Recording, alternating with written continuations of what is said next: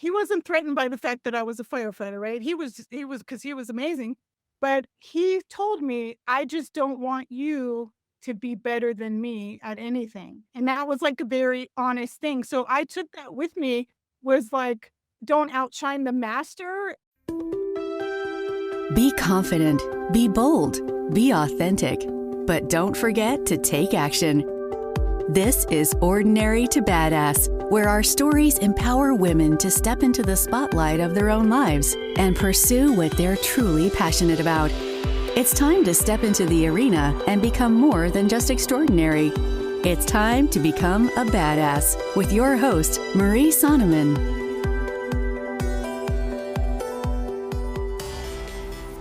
Welcome back to the Ordinary to Badass podcast, the podcast where women in predominantly male industries learn to rise, lead, and own their power without apology. I'm your host, Marie Sonneman. Today's guest spent 2 decades in the fire service. She started as a firefighter, captain, made battalion chief, and then eventually went on to become the chief. And at the time of her appointment, she was the only female fire chief in the Tri-County area that she served. She learned that the hard way, and it's not just on the fire ground, but in the station, in front of city leadership and for rooms that were never built with her in mind. And now she coaches and mentors women who are leading in the same kind of systems. She calls herself the feminist fire chief. I love that name. And you know what? That's a name she said she never could have used when she was still in the fire department. I gotta say, I'm excited for you to hear from Deena Johnson-Lee. This episode is so good, and there's so many juicy nuggets in here. Stuff that I've never heard talked about, so I'm excited for you to hear it. Okay, let's talk about what's ordinary and what's badass this week. Okay, so what felt ordinary? Now, I'll caveat this with what felt ordinary and what felt badass for me this week are the same thing. So I got recognized and I wanted to disappear, or not even joking. And I know this sounds ridiculous, but if you're an introvert, you probably get it. So I received an award. Our department has like annual awards, and we have the ceremony coming up, but they notified me that I received an award, and standing in front of a group of people where everyone's going to clap and I'm going to be the center of attention, mortifying.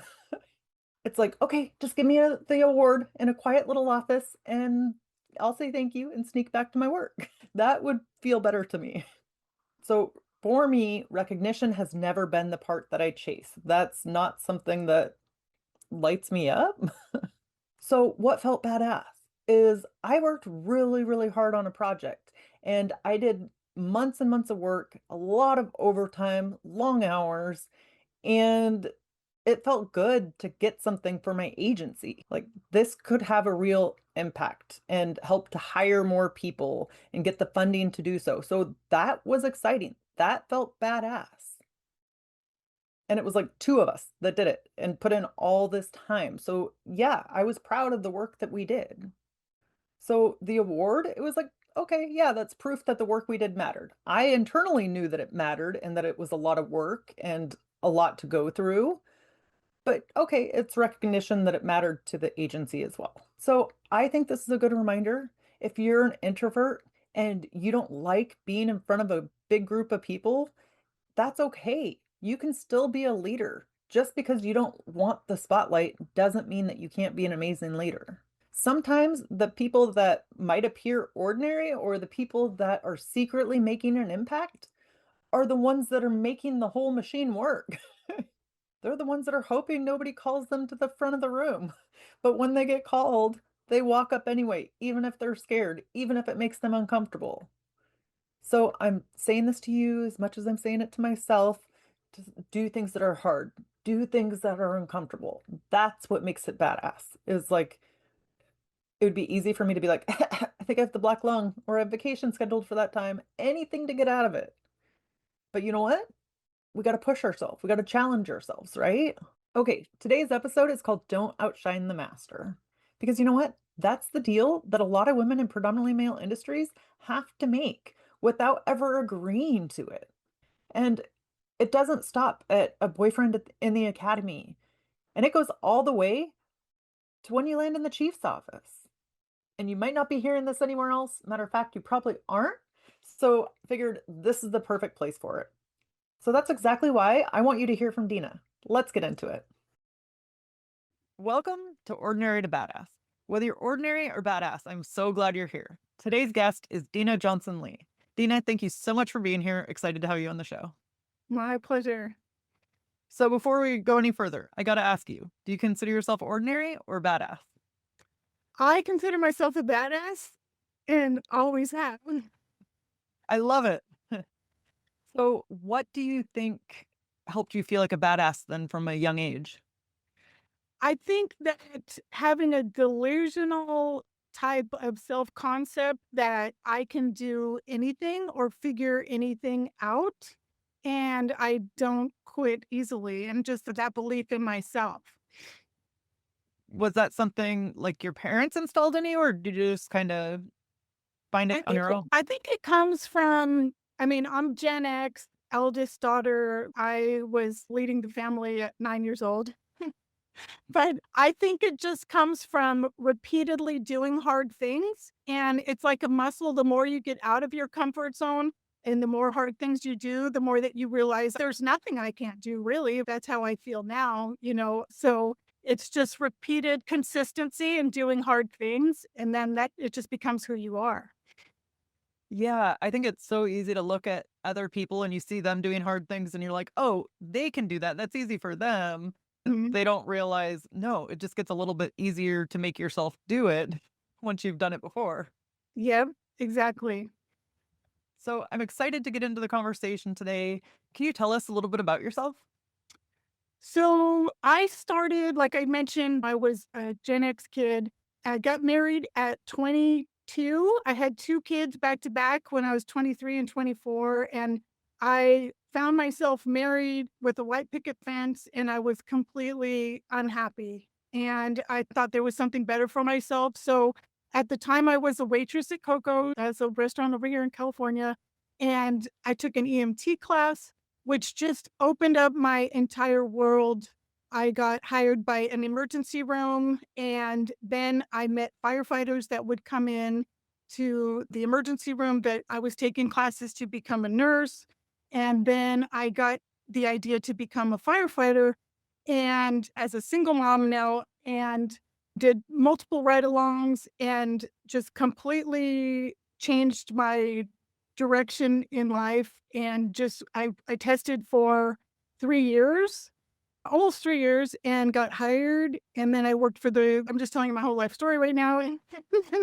I ended up working for municipal I volunteered for a couple years, and then I worked for municipal fire department near LAX for 20 years. I held the ranks of firefighter, fire captain, battalion chief, and then ultimately fire chief.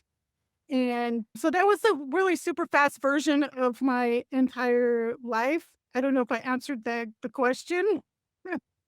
So, you mentioned, which, yes, you did answer the question. You mentioned testing for 3 years. Is that normal? Is that like, did it take you the amount of time it normally takes people, or is that longer than it takes people? And what was that process like? And Since I got hired full time, and it was really competitive to get hired with the fire department. I mean, thousands of applicants for like a dozen positions, right? And then I don't know how it is for police, but you have to test for each individual department, right? It's not like just one test. So I took 13 tests. And like during that time, that first ride along when I decided, like, oh, this is what I'm going to do, right? Like from an idea was like to just under 3 years before I got hired full time. I felt that that was impressive, you know, because I mean, it depends and there's a lot of different factors, but you know, some people take 40 tests, 100 tests. So I remember some tests where they were only taking the first 100 applicants, and I would spend the night before. I would sit in front of the city hall doors, like in my fold out chair overnight with my application. So I would see that, like, my effort was definitely there, you know, so it what I hear, it's not as competitive now, but I haven't really been out there. yeah, taking 13 tests, even if it's highly competitive, I think a lot of people won't do that. They'll be like, oh, if I didn't get it the first time, or if I didn't get it the first couple times. What pushed you to keep taking the test? Again, I would just say that I had in my mind that I will do it, that there is no doubt about it, and I took every I don't even like to say failure, but every time I didn't pass a test, like, I just took that as fuel or a learning opportunity to do better the next time.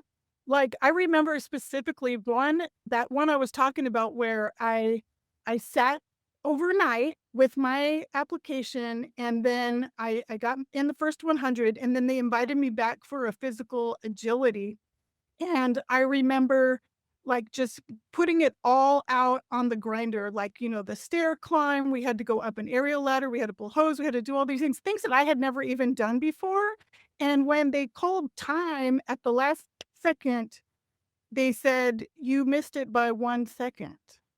And I remember driving away from there thinking, I wasn't even sad. I was, like, so proud of myself that I left it all out there and was just like, "Well, that wasn't meant for me. I'm just gonna take the next test," and just to have that, like, that full heart where you feel like I put it all out there, there's nothing more than my best that I can do, and so then I just kept putting it out there, and there is something to be said kinda to tangent a little bit is that and I heard another woman firefighter talking about this, is knowing the culture of the fire department or police department that you're getting hired for, maybe you're not a good fit, and maybe it's like, you just wanna get hired by the first department that hires you, but maybe have an idea of what would be, the best fire department for you personally? Yeah. When you did it and you did ride-alongs, did you go for one agency or did you try different agencies doing ride-alongs? That was one mistake.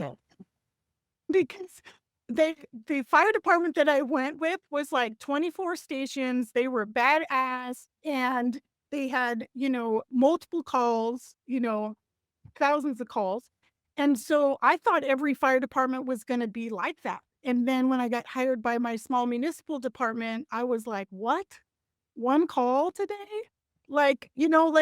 And then it's like, when you're like a high achiever or over enthusiastic or like that's how I am, you get into something before you even know what you're getting into, and then you kind of have to make up for it, right? Like, so I've done that over and over again in my life, but I'm just a big proponent of just fail forward, just do it, and I just keep moving forward all the time. So sometimes it does hit me in that kick me in the ass or whatever you wanna call it, that I don't know what I and that's one of the things that I do when I talk to other women that, hopefully they learn from this and think, "Wait a minute, first decide what am I getting into?" I'm like, pouring my heart out in an interview that I wanna work here. Do you even know what this department is about? Like, "Oh, whoops, okay." Like, do that. Yes, and honestly, I see that so often where people Mhm. just look at pay and just randomly apply based on pay, but it's like cultures are very different, and I imagine that I can only speak for law enforcement, but I'd imagine it's same for fire. It's like depending on what agency you go to, they have a different culture and one might be a better fit for you. Like you said, one might be high speed and the other one's a little bit slower paced. Yeah, there's lots of differences. I remember I spoke with a woman that worked for a large, like 3,000 member fire department out here, and it was a completely different experience for her because she was immediately ushered into like a group of 25 women. I mean, out of 3,000, that's nothing, but at least it's other women, right? And in LA County, where I work, there's 29 different fire departments and little fire departments. So the women are like isolated. We don't even barely, we see each other. Maybe we do like a head nod on the fire or something, but you don't. So knowing like I want to have that experience, or I know women that were like, I don't want to be the first woman. I'd rather go to this, or there's lots of different factors, and there's no shame in picking what works for you because you're dedicating basically your life, 20, 30 years there, and once I was in, actually, I wanted to test out. I wanted to go somewhere else, but I had to do that risk analysis, about taking a chance of getting hired or getting injured somewhere else, or, I know a lot of women make that decision too. So That's another thing to consider. Yeah. So I think that's so interesting how you talked about the other woman you talked to and she had like 25 women that she could talk to and you didn't. I In my experience, a lot of women don't necessarily talk about it or they don't know, especially if you're new, like, oh, let me talk to somebody else. Or you'd think just the women that have been there a while would share some of the knowledge. So for me, and I would like an example, if you could think of one, for me, nobody told me something as small as watch what kind of underwear you wear when you're working on duty because like you could have to climb a fence. And if your pants ripped, you don't want your butt hanging out. But there's certain things women have to do differently than guys have to do just operationally that nobody taught them or shared with them. Is there anything that you can think of like that that could help somebody that's getting into firefighting? Yeah, Help a woman? I love that you bring up underwear. I have tons of underwear stories. Because but, I mean, and fire is different from police, I'll tell you with this, because we live there for 24, 48, 72 hours, right? Like, and so when you bring up underwear, like, the first thing that came up was, like, we wash our clothes there, and then you try to get down to the dryer before it's time to get your stuff out, but, like, we wait in line, we set our laundry, like, to put in next, it's like we have an operation there. But I would always try to hurry up because, and then I go down to the basement to the dryer and somebody's holding up, folding my little G-string and I'm like, "Oh my gosh." But like that's why I think what helps women is having life experience or having like been married or had a lot of brothers and sisters or belong to something where you're used to living and having bodily functions around others, right? But we, as women, we don't want to be seen as special or like we would never say like, "Oh, I'm on my period." Like, "Oh my god, that would be terrible." So, like once I was figuring all of that out on my own. I had no one to ask until probably 2018, which I'd already been, on the job for 15 years and then talked to other women and started mentorship where they were giving me advice like, and this is the same advice that I passed down. So for the woman things, like the underwear or like the period, like I mean, can I say this on here? I mean, I'll just go there with it, but Yeah. Yeah, absolutely. I like it. Let's go. but, like, if you have something that you need to throw in the trash that you don't want anybody to see, you take a rubber glove, latex gloves, we have an abundance of those, put it inside of there and put it in the trash, right? Like, and how to just be discreet with all your things. Another thing I always say, because we have to wear our hair up, is that I've had, like, hair tie explosion and had nothing to fix my hair, and that is a bad situation. You can also use a glove like a rubber band, but also I started putting a rubber band around my helmet shield.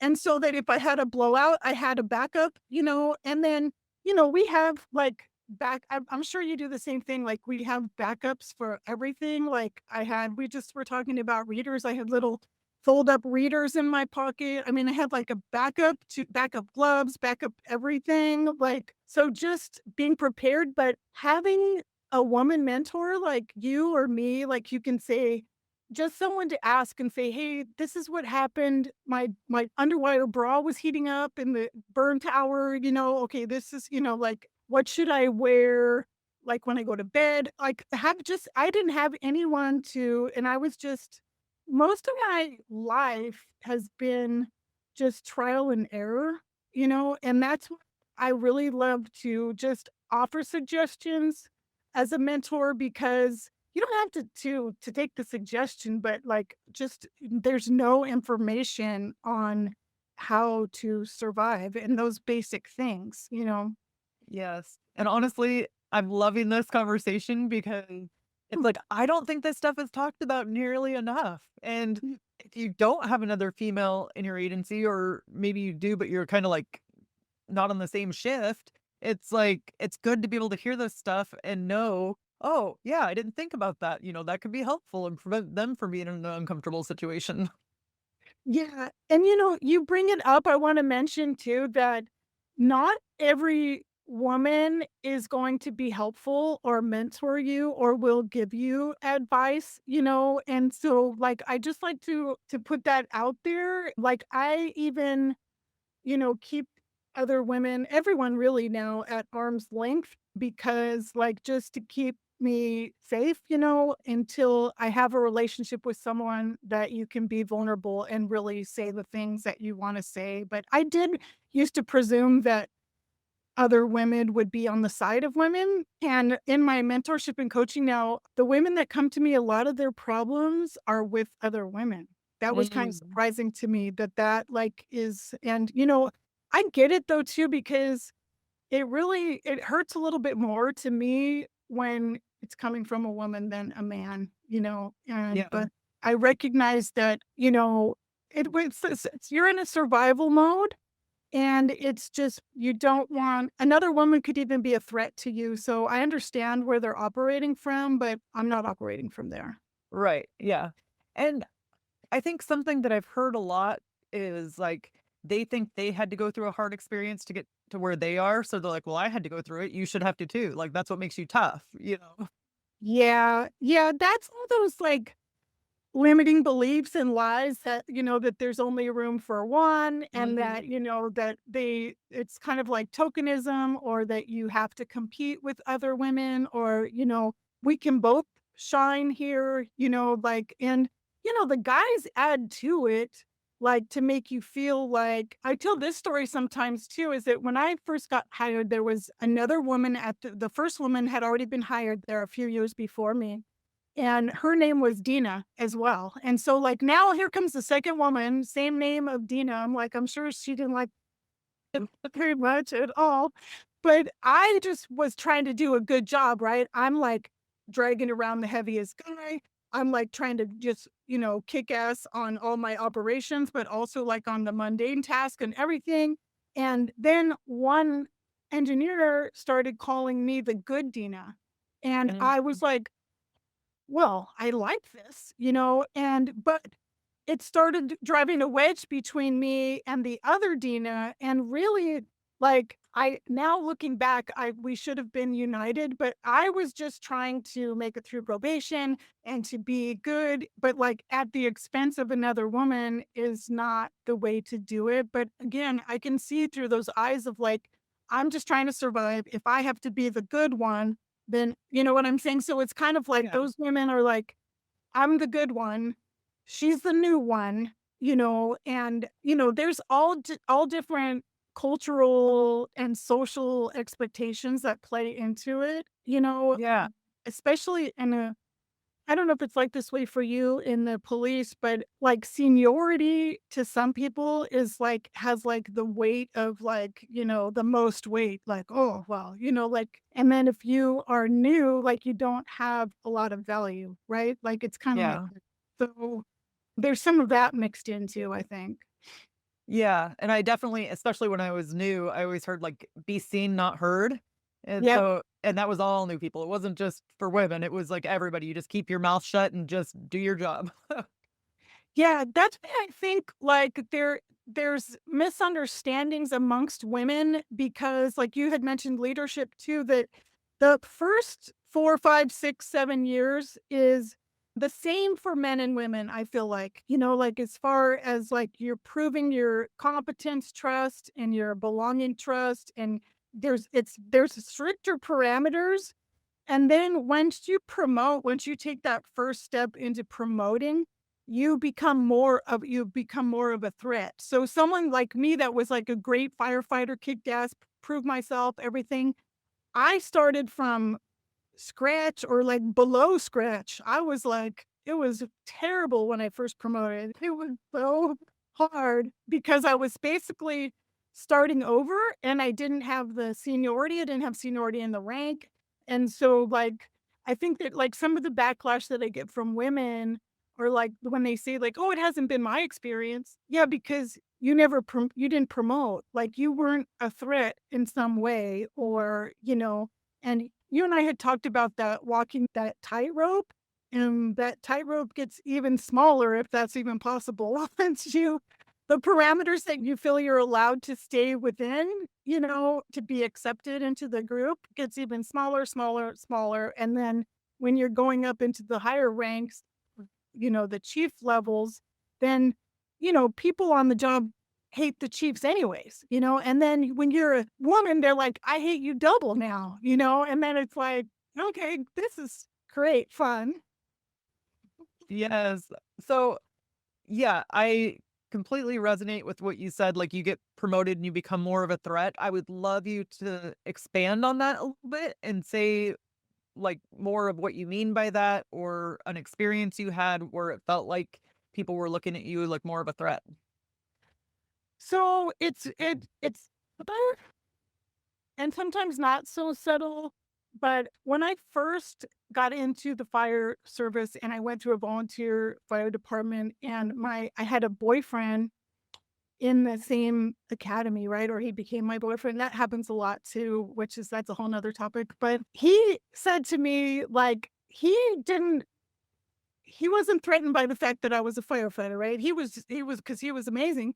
But he told me, I just don't want you to be better than me at anything. And that was like a very honest thing. So I took that with me, was like, don't outshine the master, And so depending on, and I know a lot of good men leaders in the fire service that are not threatened by me. I'll just start with that. That the like and good leadership recognizes good leadership and it has no gender, And so I love that when I find that in someone, but you're usually butting up against their insecurity, right? Like, so you have something that threatens their status, their identity, like their insecurity.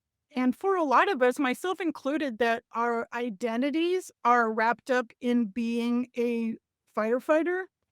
So if a man's, this is my hypothesis, I guess, but if a man identity and firefighter and is tied to masculinity, they get real. No, they wanna fight you because you are really, it's basically like saying, like, "The fact that you are kicking ass makes me less of a man," basically. So, the resistance is not is because they're trying to maintain their status, their identity, their masculinity. Really, it's just a threat because you're a woman. Now, I did write on my notes because I wanted to bring up that the other thing that I see happen is, or the way that men will want to relate to you, is they put you in a role. So they don't know how to look at you as an equal, like, "Oh, you're a firefighter just like me. You have the same wishes, desires, goals, everything." They're like, "I see you as a mom, so I'm gonna interact with you like a mom. I'm gonna interact with you like a wife, like a lover, like a daughter, like a." So then you're actually like, that's another type of like little hierarchy too, where like in each individual relationship is different, but how does the behavior express itself when a man is threatened by you is little dig, undermines, a lot of saying jokes in front of other people that are diminishing your credibility, right? Or trying to make you smaller so that they can maintain their status. I know I said a lot of stuff there, but hopefully that kind of makes sense. But Yeah. from experience, yeah. Yeah, and I think there's just so many dynamics at play, there's Yeah. just so many things, and I think especially as a new supervisor and you have this stuff coming at you from different ways, I know at first I was like, "Is this just me? Like, am I the common denominator?" Because Yeah. if different people have issues with me, then it seems like it would be just me. But then I actually had a guy, I don't know if you experienced this at all, where people would stop talking to you or being your friend because you got promoted. And I actually had one guy, which I think this is the rarity. He said, "No, I don't want my friend to be a supervisor." And so even though I wasn't his direct supervisor, he's like, "I don't want to be disciplined by a friend." And so, like, at least he would tell me, and Yeah. where not everybody would, but that kind of was like a light bulb for me, like, yeah, it's not just me, it's being a female in that role. Yeah. Yeah, I really like that because there's also, like you said, we're balancing all of these things at once. So to be accepted in the social network, then you almost need to be friends with them or have barbecues or go to their wedding or whatever, right? And like when I did all that stuff, but then it puts you in an uncomfortable position when you have to, like, make the hard calls, right? And separate that, and I don't know if some guys can't separate that, but when I promoted to battalion chief, I made a decision, like, that I'm not gonna be friends outside of work, and I did have one guy that came to me, like, after I'd been in the position for, like, 6 months, and he was, like, upset. He's like, what happened? We used to talk, we used to be friends, and I'm like, it's not personal. It's just that I this is what I've had to do to be able to be in this position now. It's not personal against you, but I still don't have a perfect answer for that because it's very nuanced and it's very like depends on the culture, it depends on your relationship with the people, the men and women there. And so yeah, so I stayed friends, but the thing is that it's hard to hold people accountable, and or I wasn't strong enough in what I knew was or I wasn't being backed up, let me put it like that. And what like so let's say you want to enforce some kind of rule like you didn't do your cleaning station today. If the my superior, if I'm a frontline captain and the battalion chief is like, "Don't listen to what she's saying." Like I have no juice to even tell you what to do, right? There's like no accountability or is there what is the standard here? And I think the cops do a lot better than we do about upholding a standard. I don't know, you could tell me differently, but there's really a lack of accountability, but I think if you early on show that you're okay to make those hard calls and like, "No, this is an order." Like, "You made me come to this." Then they're like, "Oh, okay." Like, they test you a lot, right? Like, one story that I'm thinking of right now is that I had a real salty guy, firefighter paramedic, who had been on I'm not kidding, like, already 30 years, and here I am, like, a captain telling him what to do. There's that seniority piece where, shakalaka, he deserves everything, but like it's separating what your role is, what your authority is, the job that you're here to do. But we were learning how to drive the tiller, like the back, that you see that the back part of the truck. And we had to do all these courses every day, or we had 10 courses that basically we drove through like every street in town and they were getting from the union had negotiated for them to get like a pay raise or a percentage for it, right? And then the percentage went away. So this one firefighter paramedic said, "Well, I'm not going to do it," you know, and I said, "No, I explained it. Okay, well, then if you're not going to do it, I'm considering you insubordinate. I'm going to call the chief and we'll have a meeting about why you don't want to ride and do the tiller training." And then he's like, "Okay, I'll do it." But, like, being it sucks that you have to enforce it, but if you promote and you're not ready to have that kind of conversation, then you probably shouldn't be promoting, but then again, I didn't have anyone mentoring me with not being a victim, but it would have been nice for me to have from a man or a woman how to be a leader, how to and I just didn't have that. I think it was more like I always said like I felt like I was flopping around like a fish. Like they're like, "Oh, let's just let her flop around like a fish and see how she figures it out." From my superiors and everyone there, right? Yeah. So Do you think that was for everybody or that was for you because you're a female? I think there was like a select favorite group, and so not just for me, but the other misfits or that didn't fit in that favorite group didn't get the extra help and mentoring, that was Yeah. needed, or even to just say that they didn't know themselves. And so, they how could they know what I needed, to be a better leader? Yeah. So during those hard times when you're getting stuff and there's a lot going on from all different directions. What did you do to like ground yourself or to, I don't know, listen to your intuition or follow your voice or what you wanted to do or learn how to lead your own way? I would say that I made a lot of mistakes, and, like, some mistakes that you think that you would never come back from, but I did. I would say, like we mentioned at the beginning, like, that just the resilience from doing the hard things and just learning by trial and error. Again, it wasn't enough. Like, I was burning out. I was, like, crying on my way home from shift, I was, like, working harder and harder and not understanding why it was happening to me. Why would they not I would come up with an idea, why would they not listen to me and then steal the idea and pitch it as their own? Like, I was always just perplexed by why how like, so while I was in it, I would say I did not know what I was doing, and that only through since I retired and was able to look back and reflect with an objective mind and not see myself as a victim or not see myself as good or a villain or just look at it objectively. And so now, what would I do now if I was going to go through again? And this is like the core of what I do with my coaching and mentoring is that forging your self concept and belief in who you are and knowing your values and being in line with those values.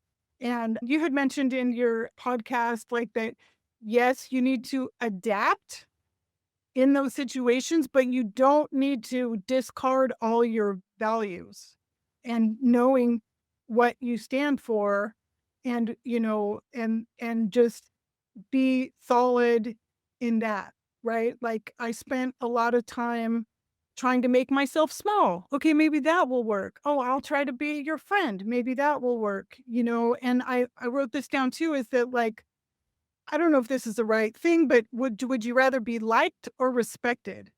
So if you aim to be respected, you're going to fare better than if you aim to be liked, right? Like they will like you.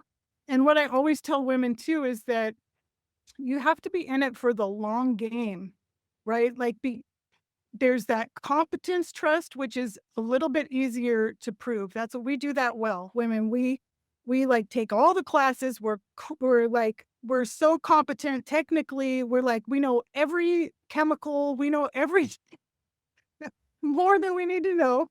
But then that belonging trust that asks, do I trust her? Does she belong here? Like, does she have a little black book? Like, is she like gonna laugh at the inappropriate jokes or, like, so that whole dynamic I didn't see the power of it and the informal leaders that were driving the organization, so like to say one thing, what would I have done? That's why I'm writing a book right now. It will be out. It's too soon to even promote it, but basically it is a field guide, a pocket guide for women in the fire service. And it goes through all of these things so that you can identify, spend time observing, understanding your environment, understanding yourself, and what will all there's so many things that would have helped me to go through my career without burning out so hard, to where I couldn't do it towards the end. That's the other thing is that when you're a badass and you have that no quit, like, you will die. You'll literally die before you quit, and so I was pretty much at that point. Yeah. And, uh, Yeah.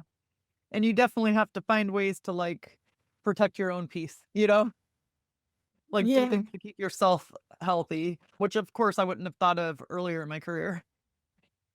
yeah, yeah. So you mentioned you were known as the feminist fire chief. Is that right? Mhm. Yeah. How did you how did you grow into that? How did that name become? And yeah, just kind of the journey from like feeling like, okay, I have to fit in with the guys to being the feminist fire chief. Yeah.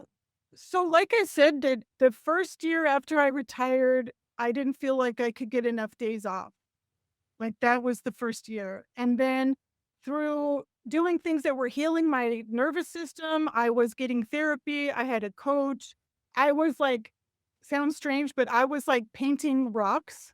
Like, I was like fire chief painting rocks, but like accessing the creative side of my brain. And like, it just like, so after this 3 years of healing, because at first I want to say too that I'm like, I want nothing to do with the fire service ever again. I'm just going to be walking around town like a midlife lady and nobody, I don't want to lead anything. I don't, like, I don't want to. And then also it was like, there's so much shame and like, I don't want to be one of those guys that like still doing fire jobs or, like, I'm sure it's the same with the police. Like, so there's shame and like, not wanting to hang up your gun or, what or your turnouts, but then as I healed and was able to reflect, I was looking for where's the space that I could re-enter the fire service, right? And, like, I was looking at it as, well,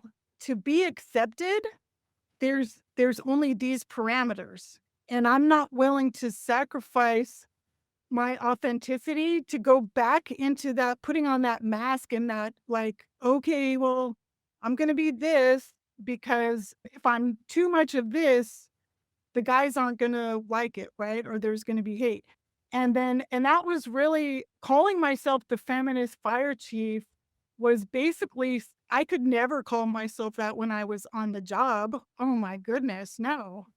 So it was kind of like taking my power back and taking my voice back, and then, like, what do these I went out on a limb, just, I'm a risk taker, and I'm just like, I'm just gonna tell the truth about what my experience had been like, and I did a post very early on that was about moral injury and recognizing, like, that that's what had happened to me, and a lot of people related to it, and so then I started with a following of women first responders. And what's really been surprising is that I have a lot of men following. And then I also have a lot of men just lurking. Like, if you're out there, I know you're lurking on my stuff.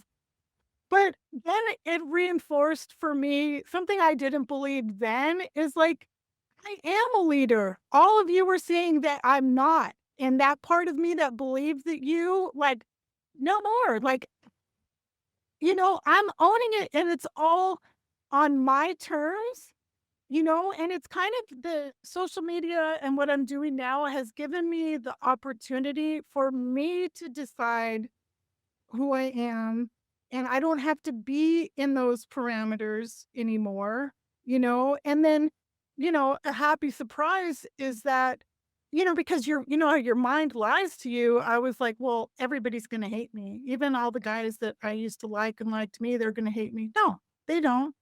And I kind of think they've always known that this is really who I am, Yeah. I'm like, I'm the one that was like playing this game that, they didn't really know. But I think they knew my power, and that's why they were threatened because they could see it even if I couldn't see it myself, you know? Yeah. Yeah. I know it's so interesting how we can't see things for ourselves, but you can see it in other people so easily, you know? Yeah. Yeah. And I mean, so probably only in the last year have I started talking about like I do meditation and a lot of like self-help stuff.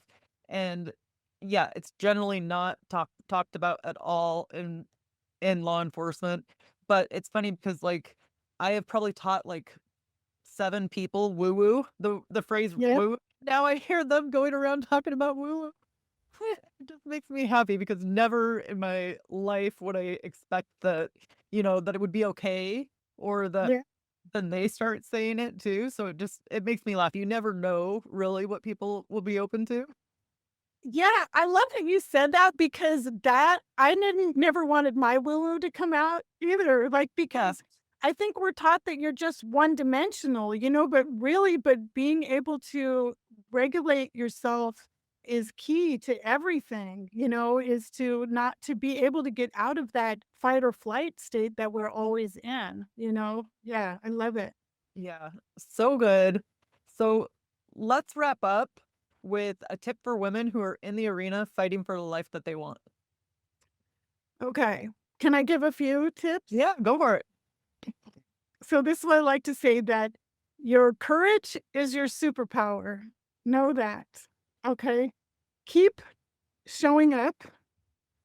You are That's your resilience piece, and that's to keep doing hard things. I know for a fact you're stronger than you think you are. Keep stepping up, being that leader. Have a support system. It's not weak to have a support system. Have a community outside of the department. Have a multiple mentors inside and outside. Have a trusted advisor. The best thing that you have to offer is your authentic self. Don't forget that. And you can be anything that you want to be, including a fire chief. I love it. And how can we connect with you? I'm on socials as the feminist fire chief. I have my coaching business is Support Her Strength. And stay tuned for my Field Guide for Women book that should be coming out by the end of the year. I'm sure they'll find out more on your social media when it comes out. Yes. Amazon, Yeah. it'll be or something. Yeah. I'm about to announce, but I don't want to be premature. But I'm yeah. Well, thank you so much, Dina. You've been a total badass, and I've enjoyed hearing your story. Thank you for having me. And with that, we'll end our show. To all the badass women out there staying in the arena, wherever you are, whatever you're doing, own it and get after it. If there's one thing you can take from this episode, it's this. The resistance you feel after you start winning isn't proof that you're doing it wrong. It's proof that you're no longer invisible. Decide early. Like Deena said, decide early whether you want to be liked or respected, because only one of those holds up over a 20-year career. If this episode hit home, send it to a woman who's about to walk into a room that wasn't built with her in mind. Until next time, keep showing up, keep speaking up, and never ever shrink for a seat at the table. Because you, my friend, were born to build it.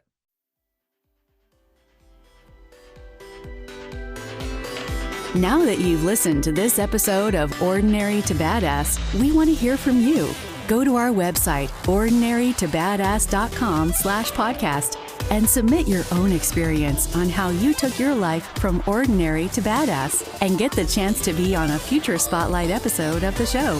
That's ordinarytobadass.com/podcast. While you're waiting for the next episode of the show, wipe off the sweat, dust off the dirt, and get back in the arena.